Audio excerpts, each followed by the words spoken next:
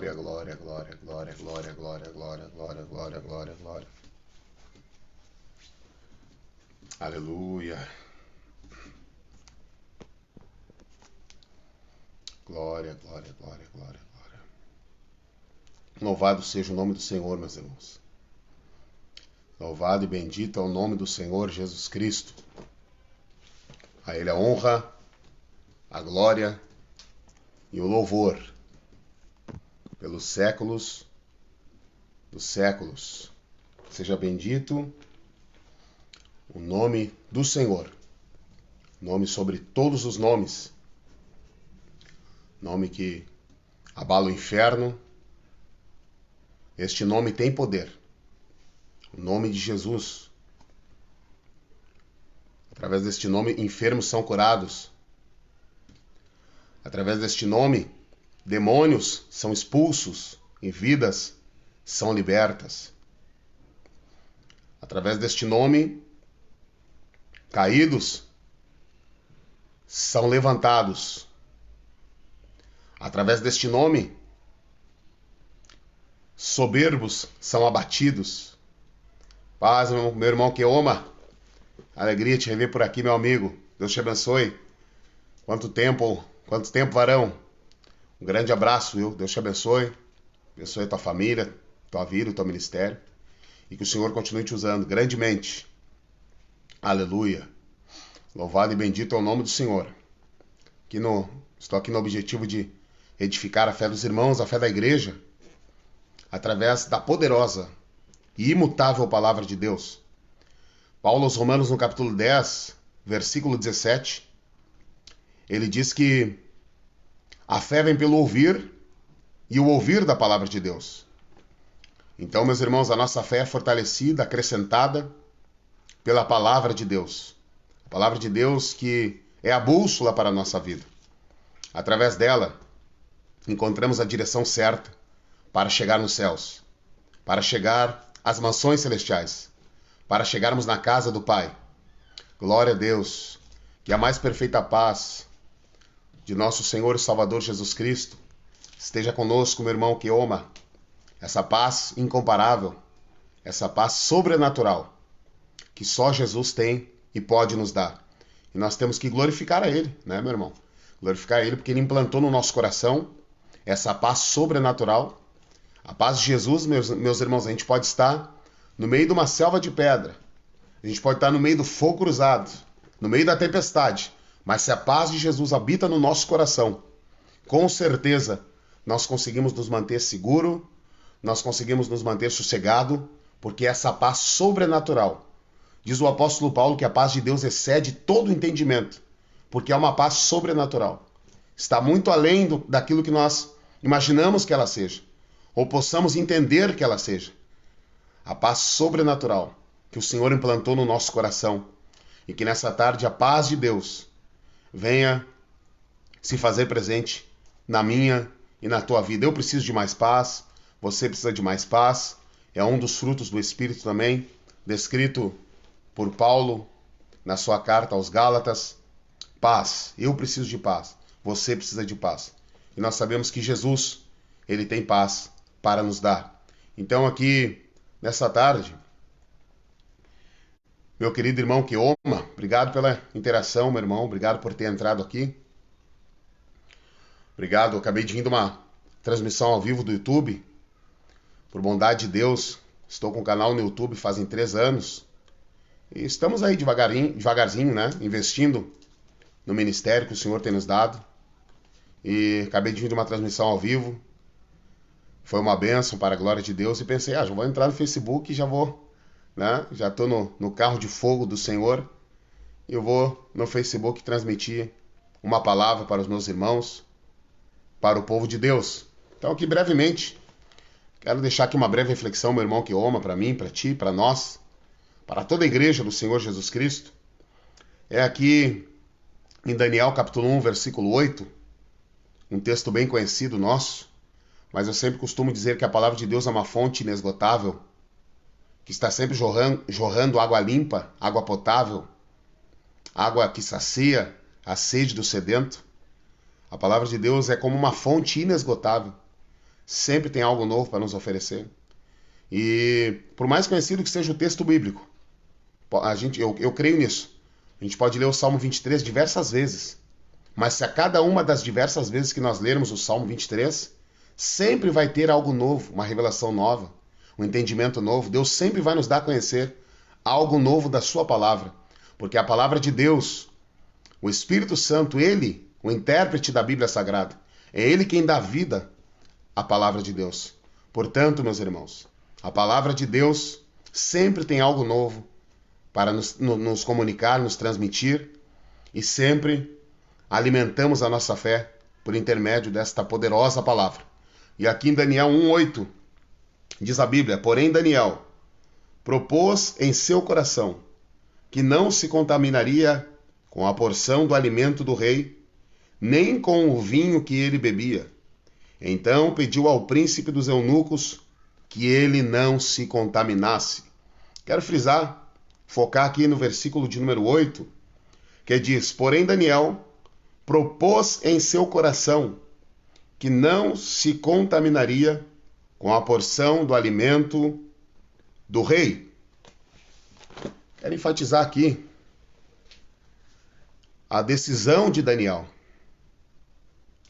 A decisão de Daniel, do adolescente Daniel, que tinha cerca de 17 anos de idade, segundo historiadores, quando foi deportado para a Babilônia com seus companheiros Misael, Ananias, Azarias e outros jovens judeus da nobreza, que foram levados por Nabucodonosor, quando este veio a Jerusalém, sitiou Jerusalém, cercou Jerusalém, por volta do ano 605 a.C.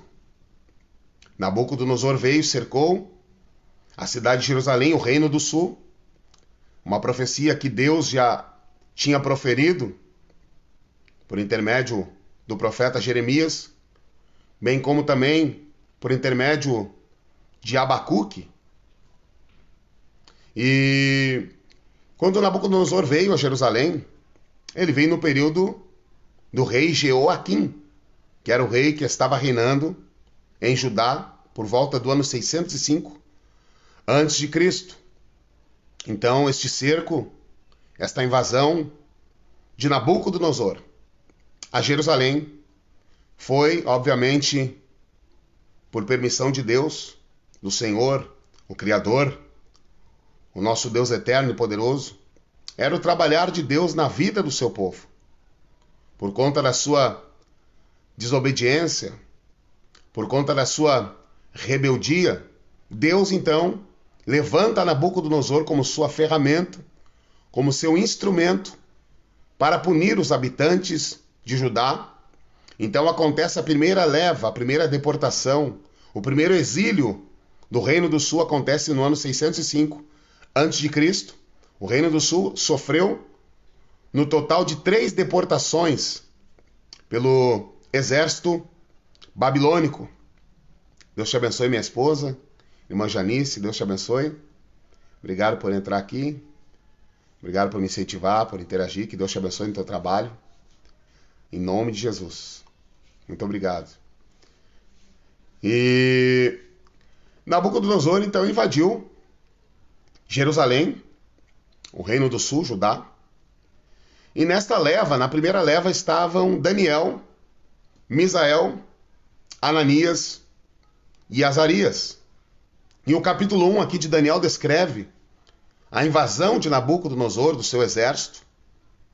E a Bíblia diz que Nabucodonosor invadiu Jerusalém, levou jovens da nobreza, jovens inteligentes que foram selecionados por ele, para o seu palácio em Babilônia. E nós sabemos também que ele levou parte dos utensílios sagrados da casa de Deus, do templo de Deus.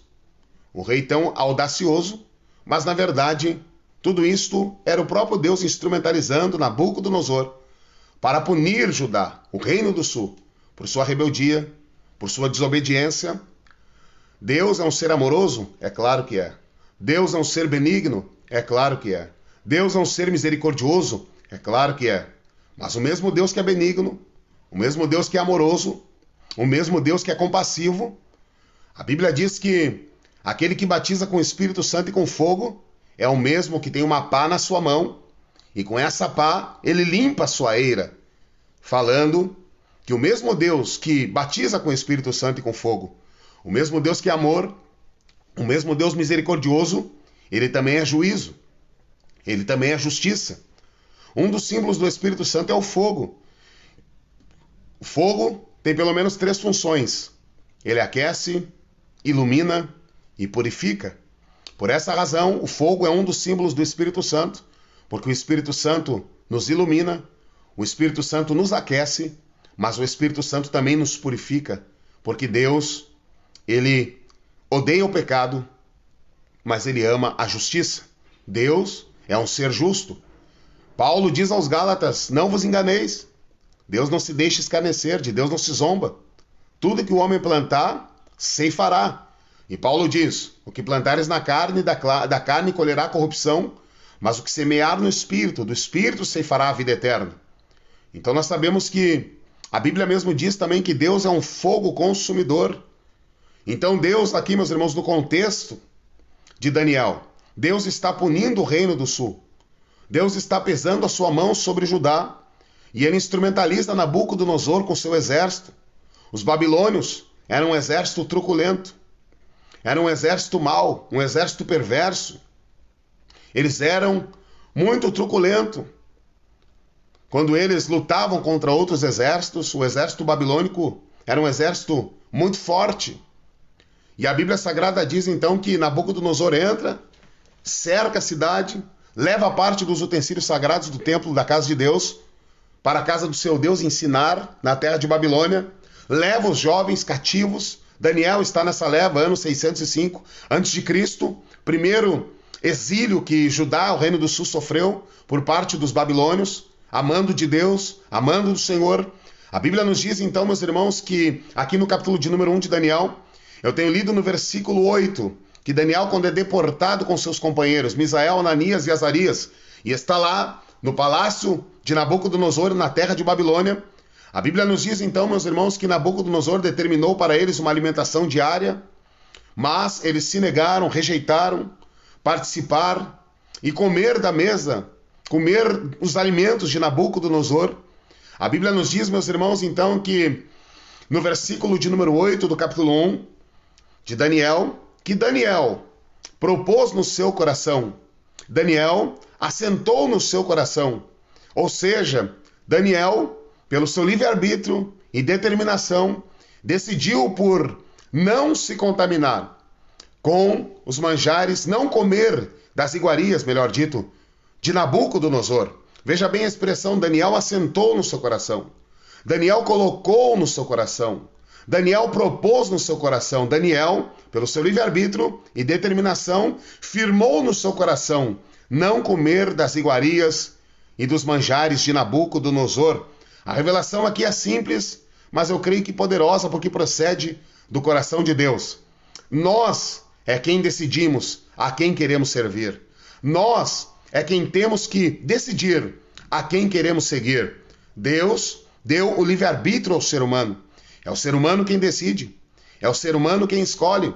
O porquê você acha que Lúcifer, o anjo de luz, que habitava no céu, junto com os demais anjos, que resplandecia mais do que todos eles, da onde veio o desejo nele de querer ser maior do que Deus, tentar lutar contra Deus, tentar tomar o lugar e usurpar o lugar de Deus, se ele estava num lugar santo, num lugar totalmente ausente da presença do pecado?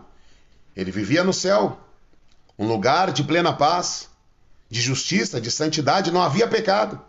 Mas como então, da onde surgiu e se originou nele o desejo de querer ser maior do que Deus?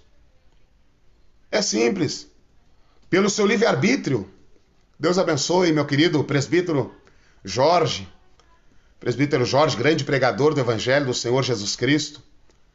Presbítero Jorge muito me ajudou na minha caminhada, momento muito difícil da minha vida.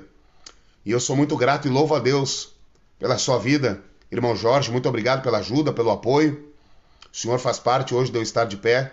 Com certeza eu aprendi que, primeiramente, a nossa gratidão a Deus, mas também a quem nos ajuda, a quem nos estende a mão. E eu sou muito grato de coração por tudo aquilo que o senhor fez por mim, me ajudou, me auxiliou. E que Deus continue lhe usando grandemente. O senhor é um grande instrumento nas mãos do Senhor. Então, meus irmãos, Daniel assentou no seu coração, Daniel propôs no seu coração, pelo seu livre-arbítrio, não se contaminar, não comer as iguarias de Nabucodonosor. Nós é quem devemos decidir. Elias disse, se é Baal, sirva Baal. Se é Jeová, sirva Jeová. Até quando cocheareis entre dois pensamentos? Saia de cima do muro. Foi o que Deus diz à igreja de Laodiceia. Quem dera fosses frio ou quente, mas porque não é frio nem é quente, é morno, vomitar-te-ei da minha boca. Deus não obriga o homem a servi-lo. Deus não obriga o homem a segui-lo. É o homem quem tem que decidir seguir a Deus, servir a Deus. Jesus disse, se alguém quiser vir após mim. Ele não disse, você é obrigado a vir após mim. Ele não disse, eu vou te obrigar, você vir após mim. Ele deixou claro, se alguém quiser vir após mim. Deus respeita o livre-arbítrio que deu ao homem. É o homem quem escolhe. É o homem quem decide. E assim foi Daniel. Chegou lá em Babilônia, estava longe da sua pátria, longe da terra do Deus de Israel, estava no meio do paganismo, estava na terra de Nabucodonosor, mas mesmo lá, trocaram seus nomes por nomes de significação que exaltavam a Deus dos pagãos, mas a identidade deles, de servo de Deus, temente a Deus, fiel a Deus, adorador de Deus, permaneceu a mesma. E Daniel disse, não, eu não vou comer as iguarias de Nabucodonosor. Não, o meu compromisso é com o Criador dos céus e da terra. Não, o meu compromisso, o meu alimento, baseados na palavra do Senhor Jesus, é fazer a vontade daquele que me enviou, a exemplo do nosso mestre, o maior exemplo de obediência, o maior exemplo de submissão a Deus é o Senhor Jesus Cristo, e nós estamos tentando a cada dia seguir os passos do nosso bom e perfeito mestre. Daniel então diz, eu não quero as iguarias de Nabucodonosor. O mundo está aí diante de nós, a cada dia somos desafiados a sairmos do caminho de Deus, a cada dia somos desafiados a serem fiéis a Deus, todos somos tentados de todas as formas, somos bombardeados de todos os lados, estamos no meio de um fogo cruzado, e é por isso que Paulo diz, se você está de pé, glória a Deus, mas cuide-se para que não caia, porque com certeza estamos cercados, lutamos diariamente contra o pecado, contra o mundo, contra a nossa carne, e é nós quem temos que decidir se queremos servir a Deus ou a Baal. É nós quem temos o poder de decisão de escolher se queremos assentar no nosso coração, a exemplo de Daniel, mantermos a nossa fidelidade a Deus, mantermos o temor de Deus no nosso coração e sermos fiéis a Deus, sermos leais a Deus e nos mantermos no caminho da salvação. Meu irmão, Deus respeita o livre-arbítrio do ser humano. Deus respeita o livre-arbítrio que me deu. Deus respeita o livre-arbítrio que te deu. É por isso que Deus diz na sua palavra, eu coloco diante de ti o caminho da vida e da morte. Você escolhe se quer ir pelo caminho da vida ou pelo caminho da morte. Mas, obviamente, o desejo de Deus é que você siga o caminho da vida. O desejo de Deus é que você siga o caminho da salvação. O desejo de Deus é te levar para o céu. Eu sempre digo isso. Deus não criou o inferno para o ser humano.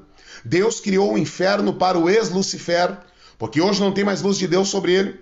Deus criou para ele os seus anjos, que se rebelaram contra Deus. Mas quem se coloca no inferno é o homem, com sua rebeldia, com seu orgulho, dentro do seu livre-arbítrio, não respondendo à graça salvadora de Deus.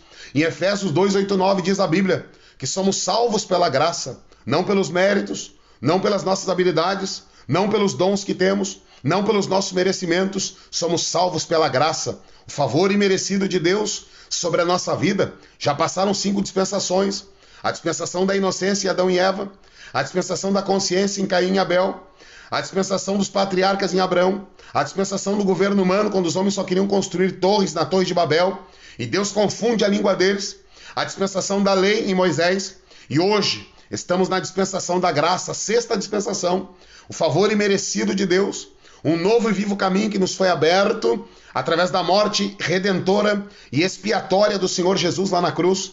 Então, meus queridos irmãos, nós somos salvos pela graça, mas o homem tem que responder a essa graça. O homem tem que responder a essa graça de Deus, disponível a todas as pessoas. Então, meus irmãos, nós é quem temos que decidir. Que nessa tarde fique encravado na tábua do meu coração. Que nessa tarde fique encravado na tábua do seu coração. Que Deus não nos force a segui-lo. Deus não nos force a servi-lo. Muito embora o seu desejo seja que nós sigamos o caminho da vida. Que nós sigamos o caminho que nos leva ao céu. E o caminho da vida, o caminho que nos leva ao céu é o próprio Jesus. Ele disse em João 14,6: eu sou o caminho, eu sou a verdade, eu sou a vida, e ninguém vem ao Pai senão por mim. Então, meus irmãos, nós sabemos o caminho da vida. Os discípulos mesmos disseram: para onde iremos nós, se só tu tens as palavras de vida eterna? Só Jesus tem as palavras que saciam a alma do homem.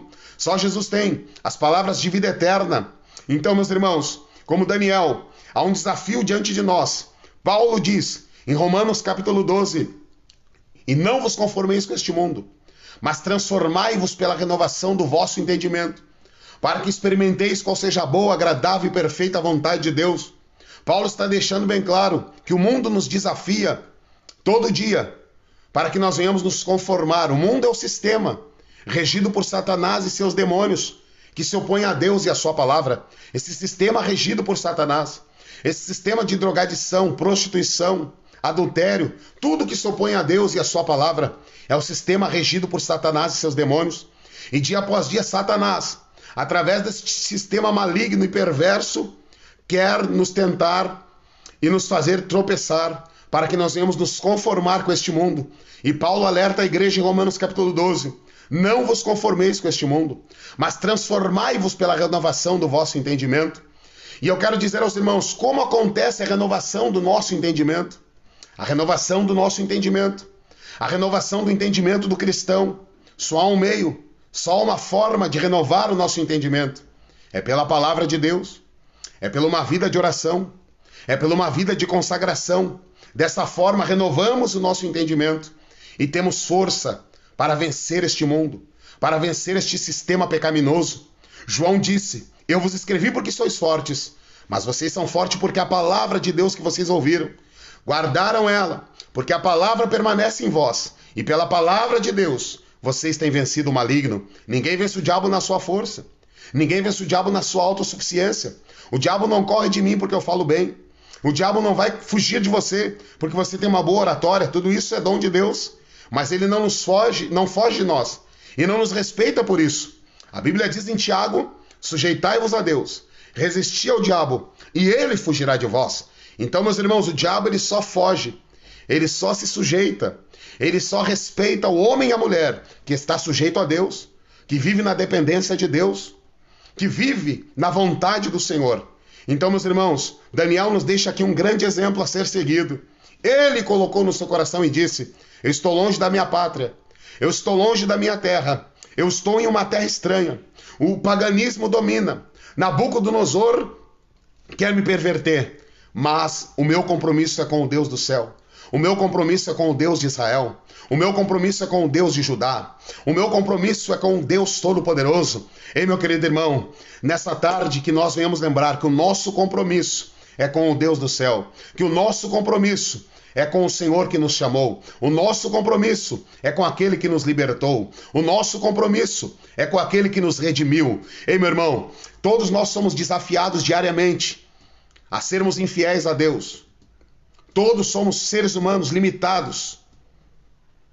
Não importa o que sejamos, não importa a nossa divisa, não importa o dom que temos, todos nós somos tentados todos os dias. E se não vigiarmos, o inimigo nos rastreia.